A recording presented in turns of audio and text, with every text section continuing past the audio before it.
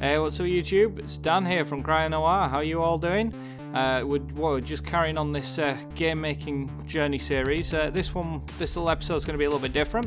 What I'm going to be doing is talking you through a level design that I did. This is one of the later levels that I did for Super Cave Boy, and just talking you through the sort of process that I went through when designing this level, and just to sort of show you how we got to the end result.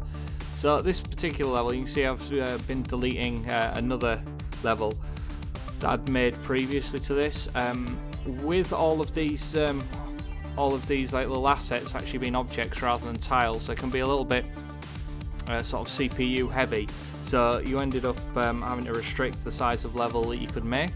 And this was a level I've done previously. I've just deleted all the other assets out of that and then just restarted again in the opposite direction.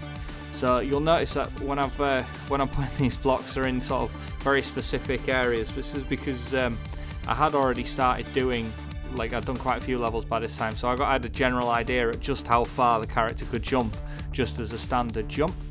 And the idea was that, you know, you would zigzag across the level, working your way up to the top. So this is just the first section here. So once you've got it all laid out, the very first thing, we do a run of playtesting. So you can see he can make that jump quite nicely there, and then he can start making his way up with the ledge grabs here. Has to traverse back past the lava. Now, when I did that first jump there at the bottom, you'll notice there was an extra like block there that's probably not needed. So I think I went back and got rid of that, and you can see that, you know, as a result of that wall there, you can't then go back. So I think what we do, we need to get rid of that there, and then we started adding some jumpable blocks across here and some lava. Now, this was a sort of a later level that I did, and I'd sort of come across certain little things that it'll do that are quite good and sort of remind me of other games. So I don't know if any of you out there are a sort of big Assassin's Creed fan, or even sort of the Tomb Raiders and you know, the I can't remember what it's called now, your Drake's, you know, bounty hunty, steely stuff, whatever they're called. I can't remember what they're called now. Fucking hell, they're on PlayStation, you know what I mean. Anyway, so yeah, and there's bits in those, like the tomb levels in Assassin's Creed, where you have to jump, you're hanging from ledge, and you have to jump from a hanging position to another hanging position. And that was something that this ledge grab meant that you could do. And I really liked that. So I basically started putting that into the level and sort of really constricting the player's movement. Like here, you can only just make that jump and you have to land it as a ledge grab, or pretty much. Here, I wanted to do like a super long ledge grab, and that was not quite far enough, so, or, you know, just a little bit too far out of reach. So you can see I've got rid of that block there to make sure that you have to make that jump perfectly. And here, I think we just go one more higher on this little list here, and then that should be enough for you to be able to make that jump there. So if you come over here, you now know that you have to make that jump perfectly. There's no kind of missing it, and then you can get the one below it. And same with this. I wanted this game to be very much a precision affair. You have to be sort of spot on with your platforming. And again, there we go. So you can make that. So theoretically, you should be able to make that jump from the top one here. And I also like the fact that you're making a blind leap. You have to memorize that that's there and then do a blind leap. And also, when you're there, you can't jump back and move along, or at least I don't think you can anyway.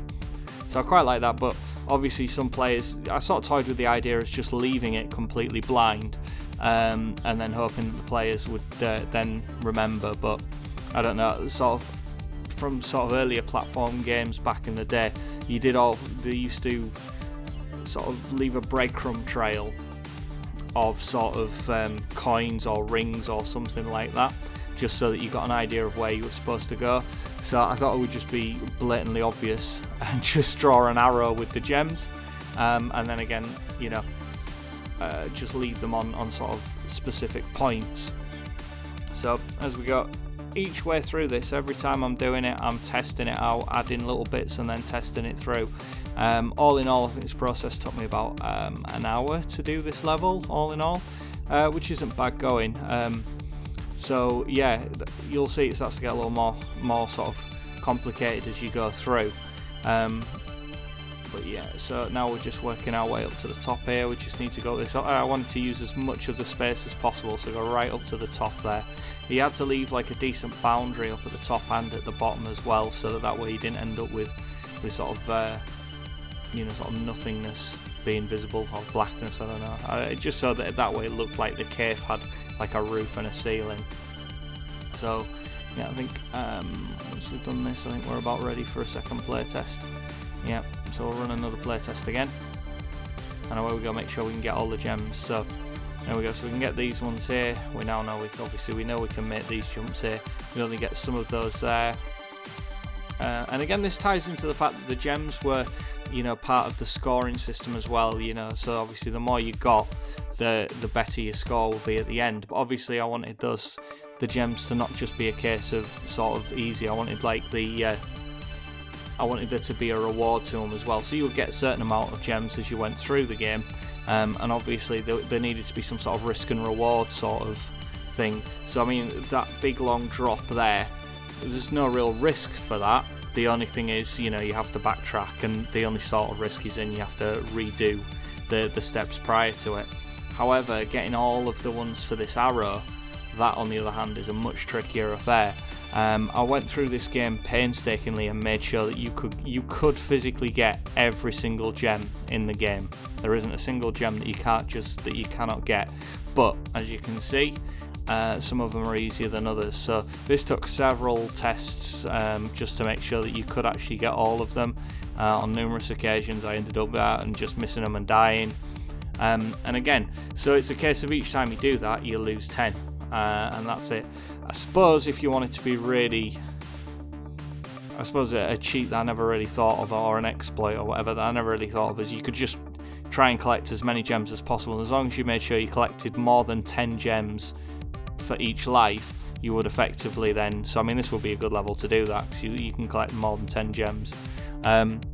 You would effectively just keep gaining extra gems, and theoretically could get to an infinite amount of gems, which would probably eventually make the game crash. But that's not I don't think anyone's there's no real concern of that, seeing as the only people that have played it are me and my friends. So yeah, we're just stuck with this one last gem here, and I'm pretty confident you should be able to get it there, so you can get it without dying. So, and then now that I know that's in place, I don't need to test that again. I know it's now possible, and then there we go, we can just carry on with the overall level design. So we work our way up here, and pretty much immediately as I got up here, I looked, I was like, yeah, you're never going to be able to make that jump, that's going to be far too high. So it's then back to the level editor and making some amendments. So there we go, we'll try moving it down one more, and then run through playtest. And you can see on this playtest, I generally, I know this is speeded up footage, but you can see I just run through the level, then get there and then realise, oh, it's still not high enough. Right, okay. So this time we lower it down one more, and I had the bright idea of actually just putting the player's start position up there, so it just immediately gets me to that point again. So yep, there we can make that one. Make sure we can get the rest of the positions as you go through, and yep, and down here. Now you have to have remembered you've passed that block as you go through. So again, I wanted this to be a very sort of tight jump.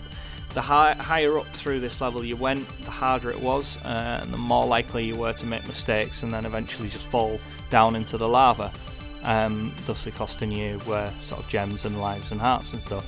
So this one, I wanted to make sure that you couldn't make that jump. I wanted to make sure that you couldn't make that jump just by doing it. But I also wanted to make it so that if you did make an attempt to do the jump, and you can see I'm like, this is one session, so I'm starting to make mistakes now with my playing. So I wanted to make it sure that if you just made a jump, chances are you would land on that block there. So that, if you did try it, you couldn't make it, you would just land on there and there'd be no penalising whatsoever. But I wanted people, by this point, hopefully players should have been made aware, because there were parts earlier on that you can't pass, where the only way to do it is that you have to fall off the ledge or jump off the ledge, pivot back round and get a ledge grab, and then do a ledge grab back to the other side. I've now worked out that it is actually too far to be able to do that, so we're just going to add another one there. So as I say, I wanted it so that if the player tried to make a jump just a normal regular jump, they wouldn't be penalised for that. So then they would work out that they would have to do a ledge grab and then ledge grab to ledge grab. You see, I'm testing that to make sure good chance you'd land on that. So you would have to do a ledge grab to ledge grab. However, I also wanted to make sure that if you did try to do ledge grab and then failed at the ledge grab, then what would then happen is you would then more likely end up falling into the lava. Once I was sort of happy that would all work out perfectly fine, it was then just a case of testing to make sure that you could actually make the ledge grab, and that would then work. So, and again, an important part about this is just constantly testing and play testing over and over again. So, you know, once you know that you've finished that level, you know that it's completely done. Now you can see I can't get up to that final section now. So again, we do some more playing and some more tweaking around just to make sure that we can get to the end of the level, basically.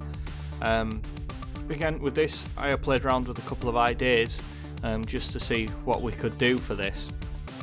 I also wanted it to continue making it harder. So you've got the ledge grab to ledge grab there, which is not particularly easy.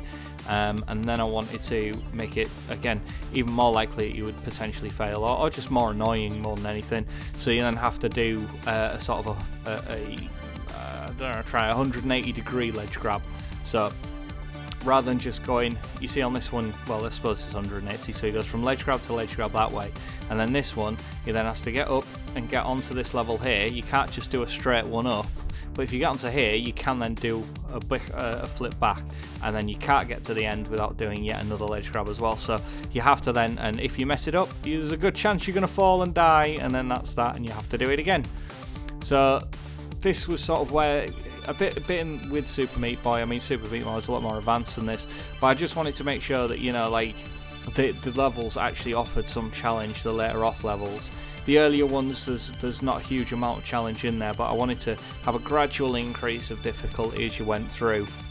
So this is one of the later levels where, you know, it starts out with some precision platforming where you have to land on just one block over lava, then you have to traverse back again over the same task again. Then you've got a sort of a very confined jump there on that first horizontal level. Then you've got a blind jump, you've got to make your way up and you come down. Then you've got to remember there's a drop there, which is what I'm now drawing the lines there. You have to get that. Then you've got ledge grab to ledge grab, and you can see I'm putting gems there just to sort of aid the players so that they realise, alright, okay, so to get those I would have to do a ledge grab to ledge grab. And then yeah, we just put the exit at the top. Now the next stage is to add some enemies just to add an extra sort of level of depth. And again, with this being one of the later ones, I sort of found that the bats were the hardest enemies to deal with. The snakes were quite easy, and so were the spiders generally. Whereas the bats, because the bats were effectively, once they were triggered, they were free roaming and they would just follow you across the entire level. They actually became quite a difficult adversary to deal with. So here we go. So this is the final level. So yep, so this was one of the much earlier levels. Now you can see once you add the bats in, it becomes a lot harder because you have to take your time and make more jumps to deal with the bats. And every jump that you make, you see here, this pressures you into kind of gaining some height so you can then get past the bat and then up to here. Same with this one, you have to then trigger the bat, head back, and then make your way across so that way they lose enough height so you can get on top of them. This one here pressures you as well with time, because look, he now triggers and comes for you. You've got to wait for him to get close, and that's the only way you can get up and over the top of him. Otherwise you have to drop all the way back down and then try and get him at a later date. So again, the bats are really good for kind of putting the player under pressure. Again, you'll see that there's a bit of a speed issue going on here because he's immediately on you. You then have to get up there across and gain height so you can get round him and then kill him off. So again, these are probably a little bit sort of snidey when it comes to sort of players, but again, with like the games like the NES and the SNES and the Mega Drive and stuff, you weren't ever expected to sort of play a level the first time through and get it first time without any problems. It was always sort of an unwritten kind of rule that you would have to play each level a couple of times until you got it and worked out your best ways of doing it. And then, you know, obviously that then compounded, so you got really, really good at some of the earlier levels, and then you'd eventually, after an hour or two of play, get to the later ones, and then you would die on those, and then back it all started again. So all in all, I think that was a fairly successful level. You can see it took about a minute and a half to actually complete this, knowing exactly what you were going to do and exactly how to do it. I made a small little error in there as well, but yeah, I think all in all it was quite a successful level. So I hope you enjoyed my little description of this level design. We will be, for the next video, I'm going to show you effectively the entire game in its entirety. And show you all the levels that I designed, and I'll talk you through them all. It was kind of a bit of a let's play, but I've already recorded the footage and I'll go through it all and sort of show you the final product, including the big boss as well. Again, if you want to do this tutorial, it is available on Udemy, so go and have a look at it. But anyway, I hope you enjoyed the video. Thanks a lot for tuning in. Thanks a lot to all my new subscribers again. Don't forget to rate, comment and subscribe. And well, thank you very much, guys. I shall see you again. Alright, take it easy. Bye bye.